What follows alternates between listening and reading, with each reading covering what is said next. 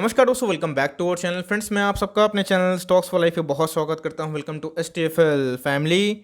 DFL members, बात की जाए अडानी। जी हां दोस्तों, अडानी का शेयर आज के दिन सबसे हॉट टॉपिक बना हुआ है और सब जगह दोस्तों ओवर द इंटरनेट आप इनके शेयर के प्राइस में ऑफकोर्स सुन रहे होंगे, बिकॉज ये दोस्तों अभी हॉट टॉपिक बना हुआ है। इसी के बीच में मैंने 4 बजे के आसपास गाइस एक आपसे वीडियो शेयर की थी, जहां मैंने बताया था कि कैसे एक ट्वीट की वजह से अडानी के शेयर प्राइस में क्रैश हमें देखने को मिला। लेकिन इसी बीच में गौतम अडानी ने डिफेंड किया है और इसी बीच में ब्रोकर्स का क्या मानना है, ब्रोकर्स ने क्या बताया है, क्या सजेशन दिया है और गौतम अडानी ने इस एलिगेशन को कैसे फटकारा है और इसका प्रूफ हमें क्या देखने को मिल रहा है। और तो ऑफकोर्स एक अच्छी न्यूज़ है, बिकॉज आज जो लोअर सर्किट हमें देखने को मिला 20% का, उस रिकवरी हुई है उस नीचे लेवल से। तो क्या इधर पे रिटेलर को भगाया जा रहा है और इधर पे बड़े बड़े प्लेयर्स की एंट्री होगी, या फिर दोस्तों आपके पास मौका है निकलने का।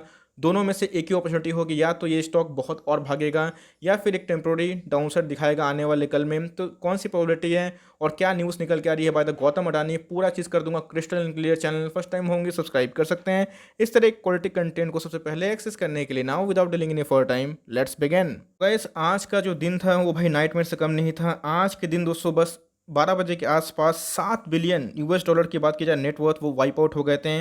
और बस क्यों हुए थे? क्योंकि सबको लगा था कि इनके जो एफआईए अकाउंट है, एफपीए अकाउंट है, 3 अकाउंट को ब्लॉक कर दिया गया है, जिसकी कुल राशि कितनी होती है 43,500 रुपीज़ इन करोड़। सो इसी के बीच में हमें एक ट्वीट का भी वॉर देखने को मिला, क्योंकि बहुत एनालिस्ट ऐसे मानते हैं कि अडानी के शेयर प्राइस में जो अर्निंग्स है और जो उनके शेयर प्राइस में काफ़ी डिफरेंसेस हैं और बिल्कुल भी मैच नहीं करता। ऑफकोर्स निफ्टी भी ऑल टाइम हाई पे है और निफ्टी की अर्निंग बहुत ही कम है, लेकिन उस बीच में जो गैप है निफ्टी के अर्निंग में और निफ्टी के प्राइस में और अडानी के शेयर प्राइस में और उनके अर्निंग में तो काफ़ी डिफरेंस है। ऐसा मेरा मानना नहीं है, ऐसे बड़े ब्रोकर्स का मानना है। लेकिन इसी बीच में जो हमें न्यूज़ 12 बजे के आसपास जो वायरल देखने को मिली कि भाई 3 एफपीआई अकाउंट को ब्लॉक कर दिया गया है, ना वो बेच सकते हैं ना वो खरीद सकते हैं। और ये किसने किया है? एनएसडीएल ने, और सेबी का मंजूरी भी इसमें देखने को मिल रहा था। लेकिन इस सारे रूमर्स को अडानी ने फटकारा है और अडानी साहब ने क्या बताया, चलिए उसको एक बार कवर कर लेते हैं। गाइस, आप देख सकते हैं कि Adani group says report of freeze on foreign funds blatantly erroneous. मतलब एररनेस की बात की जाए एकदम रॉन्ग है, एकदम गलत है इनका मानना है।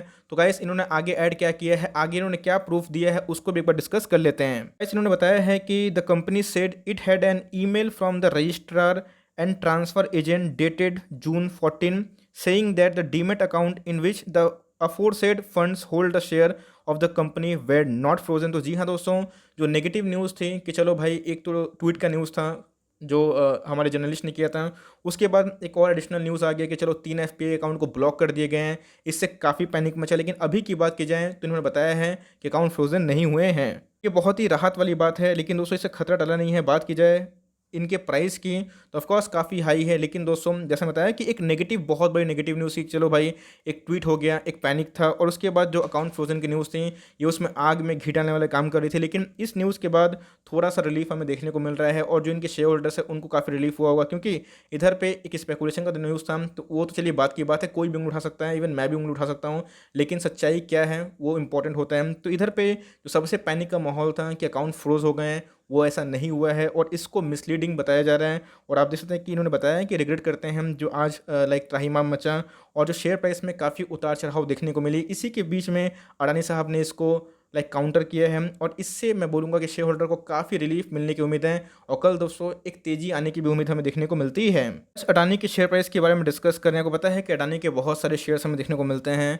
बात की जाए अडानी इंटरप्राइजेस देखने को मिलते हैं, सब अडानी ग्रुप के ही है। अडानी ग्रीन एनर्जी देखने को मिलती है, अडानी पोर्ट है, अडानी पावर है, अडानी टोटल गैस है, अडानी ट्रांसमिशन है। तो 1 2 3 4 5 6 है ना, तो 6 कंपनियों का हमें समूह देखने को मिलता है। तो अगर आप देखें तो आज सब लाल में ही बंद हुए थे।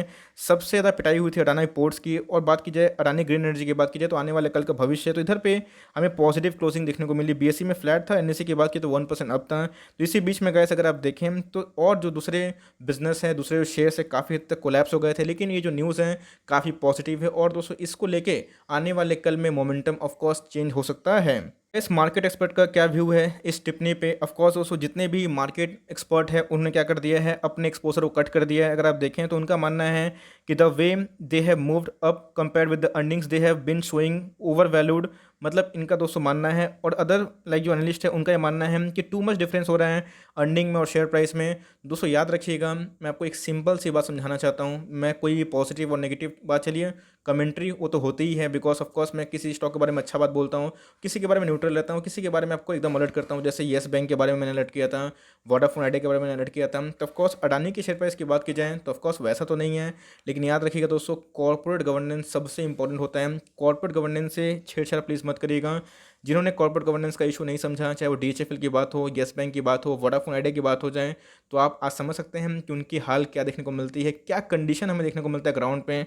इसीलिए अगर आपको लगता है कि चलो भाई इससे कुछ होने वाला नहीं है, आप वो कंपनी में फेथ हैं, तो आप कंटिन्यू कर सकते हैं। लेकिन दोस्तों अगर आपको कॉर्पोरेट गवर्नेंस का इशू दिखाई पड़ता है, तो जी हाँ दोस्तों, मेरी रिकमेंडेशन यही होगी, या तो अगर आप फ्रेश एंट्री करने का सोच रहे हैं तो इसको अवॉइड करें, या तो अगर आप लिए हुए हैं तो थोड़ा सा पार्शियल प्रॉफिट बुक करके चले। पार्शियल प्रॉफिट मैं क्यों बोल रहा हूँ, क्योंकि कभी भी उंगली उठती है। अब ऐसा नहीं दोस्तों कि स्टॉक नहीं भागेगा, ऑफकोर्स भागेगा, क्योंकि स्टॉक में काफ़ी मोमेंटम है, और ये न्यूज़ की वजह से स्टॉक में काफ़ी मोमेंटम भी आ सकता है। इस अडानी के जो शेयर में काफ़ी तेज़ी इसलिए भी आई है क्योंकि ऐसा मानना है बहुत सारे लोगों का कि अडानी के शेयर में एफआईआईज और एफपीआईज निवेश कर रहे हैं, और स्पेसिफिक टारगेट वाइज निवेश किया जा रहा है। मैक्सिमम दोस्तों अगर आप देखें, अगर आप अडानी के कोई भी चार्ट पैटर्न उठा दें, प्रोमोटर होल्डिंग देखें, तो मैक्सिमम जो प्रोमोटर होल्डिंग है आपको देखने को मिलेगी 70%, 74%, 75%। और उसके बाद अगर आप देखें तो जो मेजोरिटी ऑफ द स्टेक है वो एफआईआईज के पास है, एफपीआईज के पास है, और डीएस के पास है। अगर आप देखें डोमेस्टिक इंस्टीट्यूशन, तो उनका स्टेक काफ़ी कम देखने को मिलता है। बात की रिटेल पार्टिसिपेंट तो भाई 2% है, लेकिन इतना बड़ी मार्केट कैप में 2% काफ़ी हाई होता है। तो मेरे हिसाब से इधर पे फ्री फ्लोट शेयर काफ़ी कम है, और जिसकी वजह से दोस्तों ये सब मार्केट में डिमांड एंड सप्लाई गेम हो रहा है। थोड़ी सी बाइंग हो जा रही है तो शेयर सर्किट में लग जा रहे हैं। तो गाइस सर्किट वाले जो शेयर होते हैं काफ़ी हद तक डेंजरस होते हैं। ऐसा नहीं है कि आगे नहीं भाग सकता, ऑफकोर्स भाग सकता है दोस्तों, लेकिन जो रैली इधर पे आई है वो अपने आप में ही बहुत तेज़ थी। तो ये न्यूज़ की इम्पैक्ट की वजह से कल एक इधर पे एक ऑफकोर्स उछाल हो सकता है, बिकॉज आज के लोग की बात की जाए तो वहाँ से रिकवर हो गया है। कहाँ 220% का लो था, और कहाँ पे लाइक 5% 6% की ही लो में बंद हुआ है। तो तकरीबन देखें अपने बेस से 14% के लगभग रिकवरी हुआ है। लेकिन दोस्तों याद रखिएगा, स्टॉक मार्केट में स्पेकुलेशन की कोई भी जगह नहीं है, आपकी हार्ड एंड मनी है। अब ऐसा नहीं है कि आपको मैं गुमराह कर रहा हूँ, आपको मैं सही बात बता रहा हूँ, क्योंकि अगर आप निवेश करते हैं तो याद रखिएगा कंपनी पे फेथ होना चाहिए, वरना कभी अगर रिवर्सल अगर होता है तो गैस वो बहुत ही टफ होता है। सेम दोस्तों अगर आप देखें तो इधर पे भी हुआ था, इधर पे भी हुआ था, तो लोगों को निकलने का मौका नहीं मिलता है। तो इसलिए अगर आप निवेश करते हैं तो अपना रिस्क मैनेजमेंट समझ के निवेश करिएगा।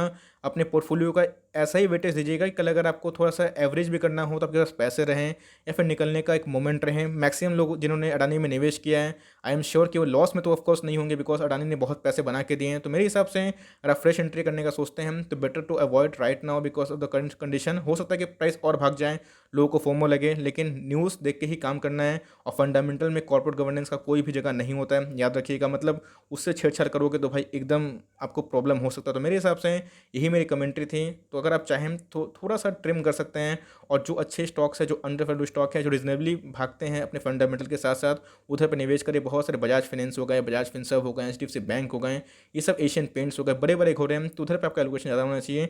ये छोटी सी कमेंट्री थी। तो भाई मैंने अपना अनबायस्ड ओपिनियन शेयर किया। अब ऐसा नहीं कि मैंने किसी का सेंटिमेंट को हर्ट किया। जो दोस्तों मेरी नॉलेज है फाइनेंशियल मार्केट को लेके मैंने शेयर किया, जो न्यूज़ उसको कवर किया, और जो मेरा अनबायस्ड ओपिनियन था वो भी शेयर किया। आई होप दोस्तों वीडियो आपके लिए हेल्पफुल है। कंटेंट से लगे तो लाइक कर दीजिएगा, चैनल फर्स्ट टाइम होंगे तो याद से सब्सक्राइब करना भूलिएगा। फर्दर कोई डाउट उसको ड्रॉप कर सकते हैं, कुछ का रिव्यू चाहिए उसका नाम भी ड्रॉप करना भूलिएगा। I would love to make a video on your demand. Guys मिलते हैं जल्दी ही, तब तक के लिए bye. Thanks for listening friends, God bless you all.